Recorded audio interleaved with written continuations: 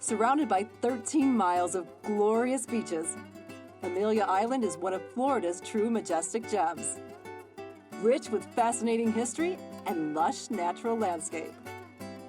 This stunning oceanic haven is conveniently located just off of Florida's northeast coast and makes up part of the Sea Islands, a chain of tidal and barrier islands stretching along the Pacific shoreline. Welcome to Amelia Island, Florida. I'm Colleen Kelly, and this is Family Travel. In this episode, we'll take you on an island adventure you'll never forget.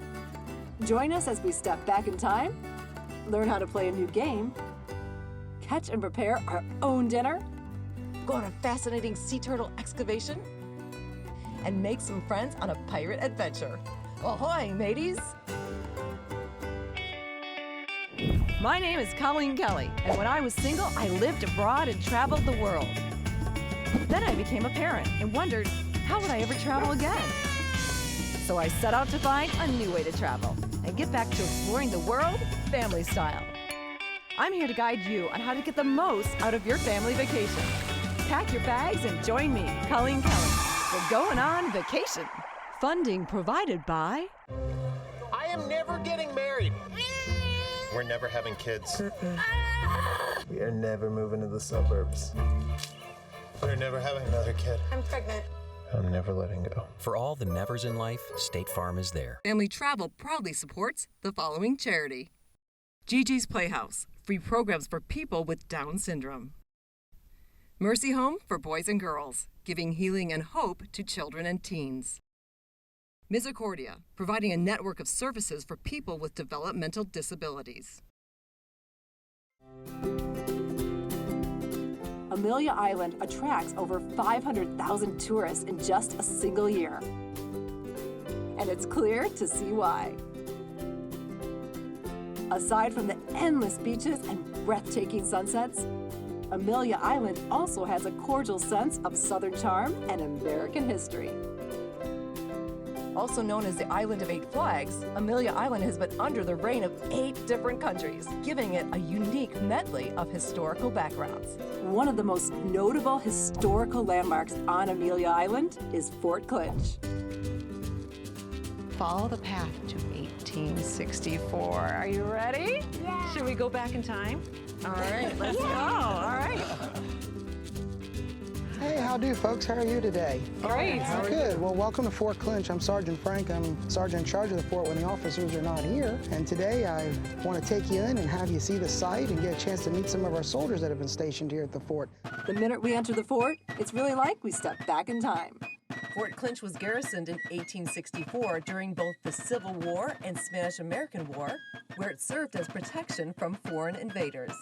Here we are in the interior of the fort. The area we're standing on is the parade field. This is where the troops would parade, drills, where orders would be read and promotions would be given out to the men, as well as funeral services for those soldiers that have passed away here at Fort Clinch. Now, the fort is a pentagon, 5-sided. Its walls rise to a height of 26 feet.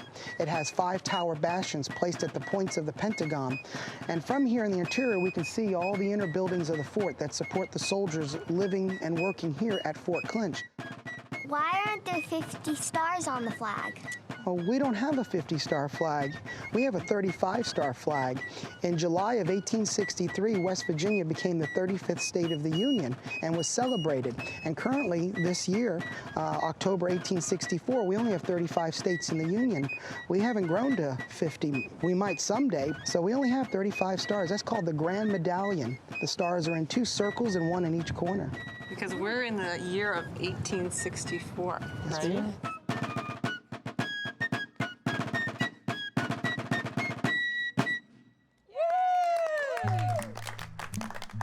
right.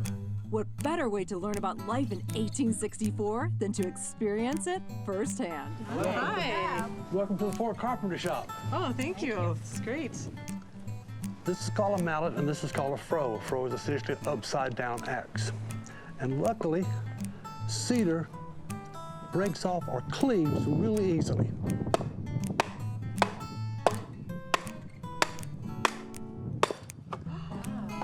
Look at that. That one broke, but we can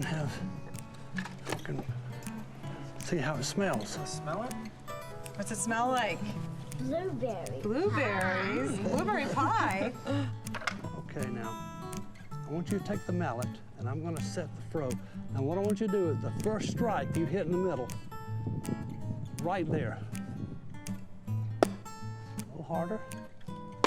Oh, yay! Great job. Now, look, see how rough it is? Feel how rough that is. And that's not real good for a shingle, because they won't lay flat. So we're gonna take it. And this is called a shaving horse. And this is a draw knife.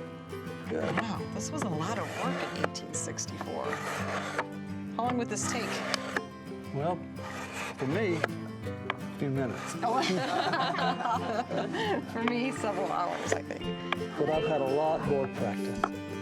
We head to the kitchen to take a look at how we'd cook ourselves a meal in 1864. Since there was no electricity, and therefore no refrigerators, preserving your food was a challenge. And people often coated their meats and foods in salt to keep them fresh. Cooking's good here. Yeah. Of course, our journey to Fort Clinch would be incomplete without a genuine cannon firing. This is a 1861 3-inch ordnance rifle. It's one of the most popular guns currently being used in the Union Army at this time. It has the ability to throw 10 and 12-pound projectiles up to a range of 1,800 yards. Now, each one of the soldiers here are part of the gun crew, and what they're holding is the different types of ammunition that we use to fire from this cannon. Yeah, So, cannon crew, if you'll go ahead and take your positions.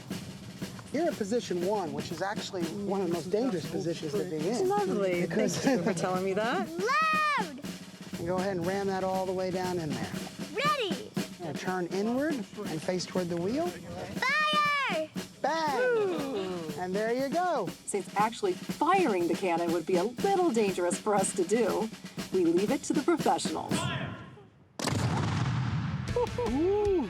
Wow. So loud. That was awesome. That was fun. For a very reasonable admission cost, Fort Clinch is open to the public 365 days a year. Just make sure you don't get thrown in the jailhouse. That would sure spoil our fun, or as they say in the mid-1800s, put a damper on our nanty-narking. Once we've gotten our fill of history, it's time for some fun with Amelia Island's increasingly popular game, Petanque. Eager to give it a try, I head out onto the court. This is a sport that I have never heard of, but I want to know more about. What is Petanque? Petanque is a French game that came about 100 years ago. It's very, very simple, really. You have two teams of players, 1, 2, or 3 players. You will toss a coin to figure out who starts. The team who won the toss will throw that little target ball. All right, throw it. Very nice. And then we'll throw one steel ball. The idea is to get your ball to stop as close to the target as you can. There's nothing complicated about it. You don't have to be strong. Anybody can play. Excellent. I like that part. That's the best part right That's there. it. That's it. Well, I hope you can teach me because I've got some friends coming and I want to learn how to play this game. I will. I'd be happy to. Okay, that'd be great. Okay. Linda and Joe, how Hey, you guys. doing? How are you? I'm Tom. Nice to meet you. Nice Joe, to meet you. I'm Tom. Nice to meet you. Hello. Try to get this right on it. My ball is there, pretty close to the target. It's your team's turn. So, Colleen, why don't you go ahead? Okay, Go Colin. ahead. Oh, not bad at all. Your ball is closer than mine. It's going to be my team's turn to play and try to either knock you out or get closer than you. Oh, yes. Oh, that was nice. It's all right. You can do it. You can do this one. And the other team tries to get it. Oh, Colleen, you've done this before. You have. Never done this. Here we go. Ooh. I'm afraid. Wow. You got the point back. Yes! Get so there. Oh, that was We get that point perfect back. that it gets. Oh! Yes! You know, Way close. if it's any consolation, the winner buys lunch. The winner buys lunch. No, it ain't. It's not gonna be that way. I'm broke. Yeah. You're broke. Well, that was great, Tom. I learned something new. Awesome. We learned a new game, right? Yeah, let's go on. That's perfect. I'm glad you guys had a great time. It was fun for me too. Today, Petanque is one of the most popular sports on Amelia Island. Even if you don't make it to the actual tournament, you can still take part in Petanque pickup games for free year-round. What a great budget-friendly way to get the kids off their iPads, learn a new game, and bring the family together. This was so much fun that I'm going to get a set of these for my girls.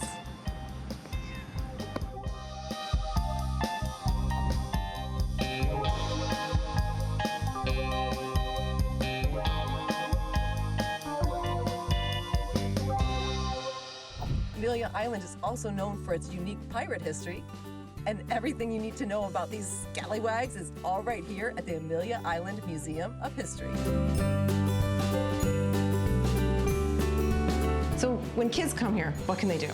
Well, my favorite activity personally is the captain's commands, which it takes a few common sailor phrases like batten down the hatches, and it repeats that in Italian, French, Spanish, Portuguese. So I think that's very cool. And Yeah, it's kids are educational. learning. Yeah, and it's fun too.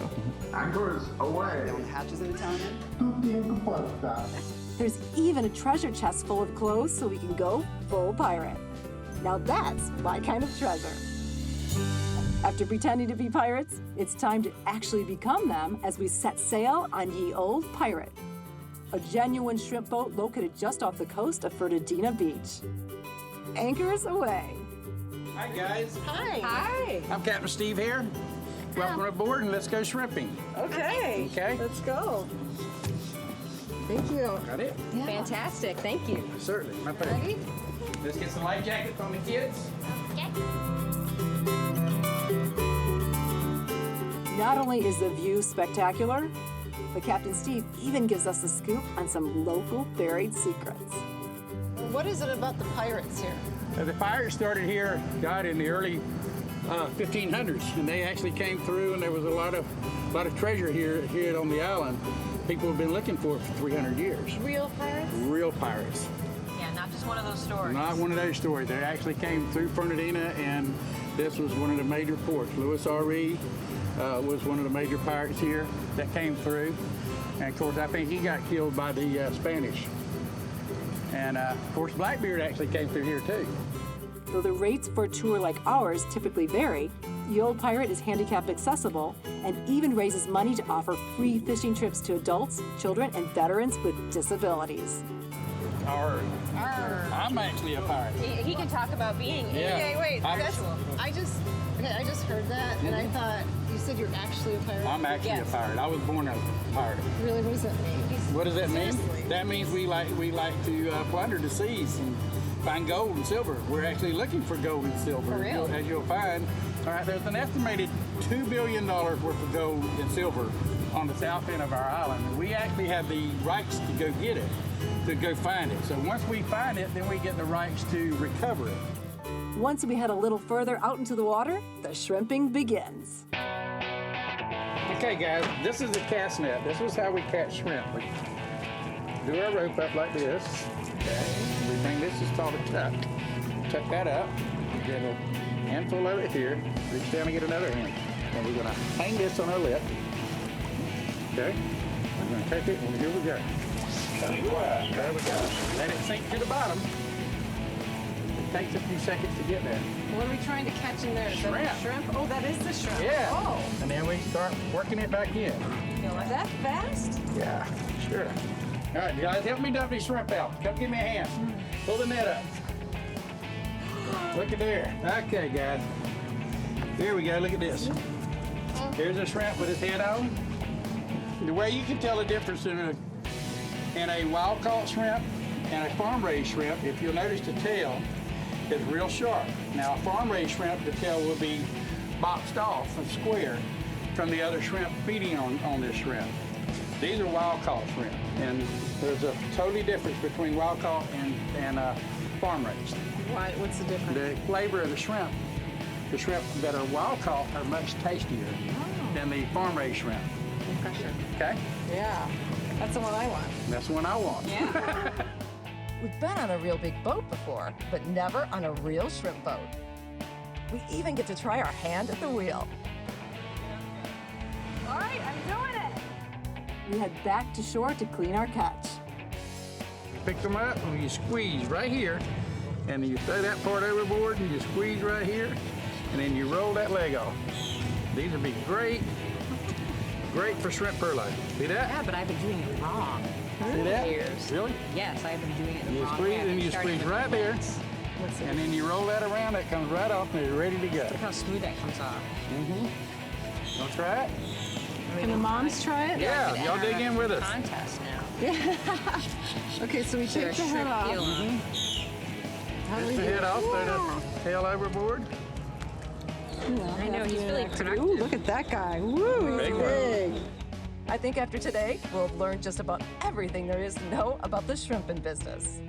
Everybody just say goodbye. Thank you. I enjoyed having you guys. Thank you. It was so much fun. That was a first for me. That was wonderful. Take these home now. Cook them. Can't forget There that. we go. Y'all eat more yourself. Bye-bye. Bye-bye. After working up a hearty appetite catching all those shrimp, it's time to join up with some friends to learn how to prepare and enjoy our catch at the Culinary Academy's Pirate Shrimp class. Thank you. Hello, welcome. Hi, welcome to the Amelia Island Culinary Academy. I'm Chef Bill. Eager to get cooking? We move into the back room to prepare ourselves some delicious shrimp. Because it's pirate themed, we're gonna have a couple of different pirate type dishes. The first one, I like to call it the Amelia Island Pirates. And what we're gonna do with that is, it's gonna be roasted shrimp. So we're gonna roast shrimp with stone ground brick cakes.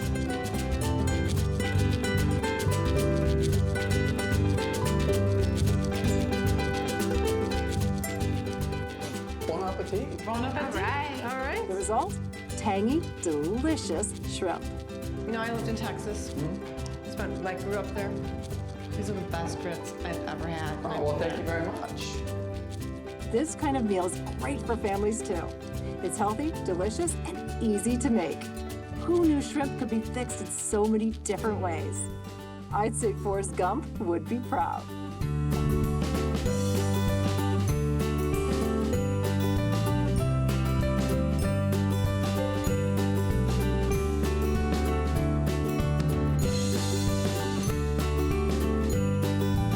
To continue with our pirate-themed fun, we move on to one of my favorite places here on Amelia Island, 8 Flags Playscapes, also known as the Pirate Playground. I'm lucky enough to get to talk with Aaron Morgan, the president of 8 Flags Playscapes, and learn about his unique vision. I am so thrilled to be here. This place is just phenomenal. I mean, for you to create this, and it took how many years? 7. 7 years. 7 years. And why did you come up with a park that they call it, what, universal? Universal accessibility. We wanted to bring a place to Amelia Island for children of all abilities, where no child would be left out, and we've accomplished that. And how did you come up with this idea? I was sitting out at one of our local parks one day, and I saw this big piece of equipment with mulch all over the ground, with barriers around the mulch, and I thought to myself, what if one of my children had a disability? How would they come out here and play? And quite honestly, there was nothing for a child in a wheelchair to do. So that's how we came up with this idea, and we reached out to a number of groups that helped us kind of get on our feet, and this is where we are now. When you think about it, when kids come to a park, you know, if you were in a wheelchair and your brothers and sisters were playing, you just had to watch them. Yeah. That would be awful. But now they're all playing together. They are, and regardless of what your abilities are, you're the coolest kid on the playground, and that's really what it's all about. The park is everything from wheelchair-accessible swings and a wheelchair roller coaster to a sandbox filled with buried treasure, as well as a musical area, which has proven to be very therapeutic to children with autism. There's even a pirate ship with a big wheel, so kids can truly be the captain of their own ship. It's clear to see why kids love this park, but being a mom, I wanted to check out why parents love it too. This park is awesome. Seriously, I mean, fenced in, lots of different stuff to do. I mean, obviously as a mom with a child with special needs, you're starting to think like a therapist, where there's texture in the sand, there's balance and core development in the swings, and then everything that you can climb for the gross motor skills. So this park rocks. And that's why we come here so much. We even got to meet up with Pirate Park's famous Olivia, namesake of Lucky Finn's ice cream shop. Our daughter here has been an instrumental piece for us being a part of the park. She has cerebral palsy, so she has a lucky fin over here that we've been working on. And when I heard that Erin was trying to get a group together to make this park, you know, it really was something really special for us because I wanted her to have a safe place to be able to play and interact with other kids. What do you love about the park? The swing. You like the swings? Looks like Eight Flags Playscapes really is kid-tested and mother-approved. Eager to learn about the island of Eight Flags, I take a journey off the beaten path to the American Beach Museum, where I got a chance to meet with museum president Neil Frank. I'm so excited to be here and learn about the history here. Can you tell me a little bit about the American Beach Museum? American Beach was founded in 1935 by A.L. Lewis, who was the great-grandfather of Marvin and Janetta Cole Betch. And so he, because African Americans could not go to the other beaches that was here throughout Amelia Island and Jacksonville, so he founded this in 1935, and this museum would probably be in place to remind people what once was. The preservation of American Beach would not have been possible without the dedication of so many hardworking people, including a very famous one known commonly as the Beach Lady. Her conquest to preserve American Beach is a huge part of why this museum stands here today. This is the first museum right here. She had a little trailer there, and she had a lot of stuff in there. You probably get inside and really couldn't move. That's the first museum. Yeah. Now this is a chair that she sat in. If this is not the same chair, that's just the one, just like the one that she sat in there, and this was her pulpit, so to speak. When people would come by, and she would take them and walk them around the beach. Some people would come in buses, and she would get on the bus and ride them around to show them and explain the different things where different people live. We have a couple of federal judges that live on American Beach. I think it's 3 maybe. Yeah, but she would do this to tell people about the American Beach and its importance in African American history. History, yeah, absolutely. Thanks to Neil's personal tour, I was able to get an insightful look into African American culture on Amelia Island. Welcome to come back anytime you're ready. Oh, I'm going to bring my family back. That's what I'm going to do. Absolutely, this is a great place.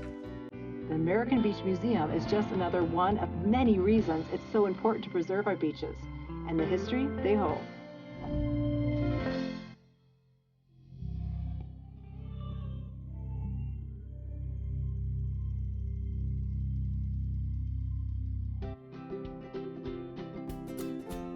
For our final destination, we head back to Fernandina Beach, where we learn about Amelia Island sea turtles from turtle expert Mary Duffy.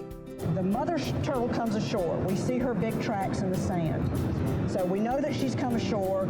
We verify that there are eggs there, and we mark the nest off. And we wait, and we wait, and we wait. Anywhere from 50 to 60 days, that nest will incubate. When it's time, when they've absorbed everything, and it's time for them to break out of the egg, they'll come up through the nest cavity, and then they will break out of the sand. And they do that as a group. They're temperature driven. So when the temperature is right in the evening, they will break out of the sand and they will crawl to the water. They do. When they come out of the egg, when they hatch out of the egg, they have this little balloon. It is like a food pack. It's called an egg sac that's attached to their navel, much like an umbilical cord is to a baby. And they absorb that food. And when they come out of the nest, when they actually emerge from the nest, they have absorbed all of that food, and that's enough to get them out to the Gulf Stream. Tourists and locals alike gather at this special time once a year to watch the baby sea turtles make their way across the sandy beaches of Amelia Island into the big Atlantic blue. Researchers like Mary do all they can to increase the turtles' odds of surviving. So when they come up out of the sand here, which is what happened here, and go to the water, they have to swim out to the Gulf Stream. For about 24 to 36 hours, they have to swim to get to the Gulf Stream. Little baby turtles? Little baby turtles that are about the size of a palm of your hand. And they'll swim to the Gulf Stream, and there they'll live for about a year till they become plate size.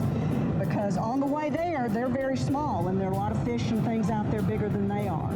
Since the baby turtles use the light of the moon to guide them into the ocean, the researchers make certain to turn off nearby streetlights and ask the onlookers to refrain from using flashlights so as not to distract the turtles from their journey. Even more incredible, the turtles who make it to adulthood always return to the same beach they came from to give birth, and the cycle repeats.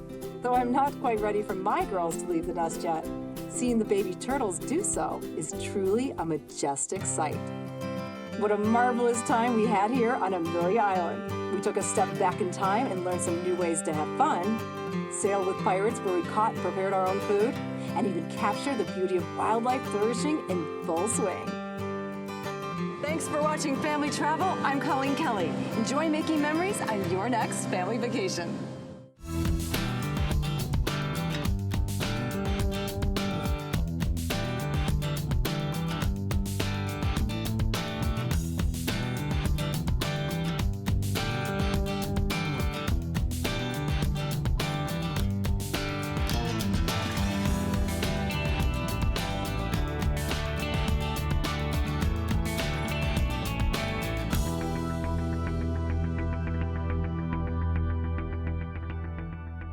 Funding provided by... I am never getting married. We're never having kids. We are never moving to the suburbs. We're never having another kid. I'm pregnant. I'm never letting go. For all the nevers in life, State Farm is there. Family Travel proudly supports the following charity: Gigi's Playhouse, free programs for people with Down syndrome. Mercy Home for boys and girls, giving healing and hope to children and teens. Misericordia, providing a network of services for people with developmental disabilities. For more information on upcoming destinations and projects, visit FamilyTravelCK.com. Follow us on Twitter. Like us on Facebook, follow us on Instagram, and check us out on Snapchat. We'd love to hear from you.